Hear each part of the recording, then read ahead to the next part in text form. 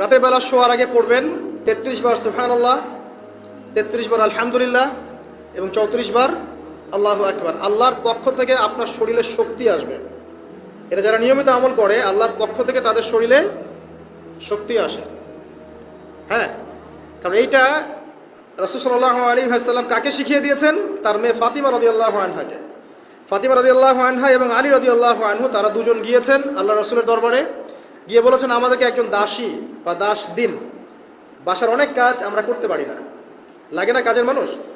নবী সাল্লাল্লাহু আলাইহি ওয়াসাল্লাম বলছেন যে আমি কি তোমাদেরকে এমন কিছু শিখিয়ে দিব যেটা তোমাদের এই দাস দাসের অভাব পূরণ করে দিবে, প্রয়োজন হবে না? তো অবশ্যই শিখিয়ে দিন। তখন নবীজি শিখালেন সাল্লাল্লাহু আলাইহি ওয়াসাল্লাম যে ঘুমানোর আগে 33 বার সুবহানাল্লাহ পড়বে, 33 বার আলহামদুলিল্লাহ এবং 34 বার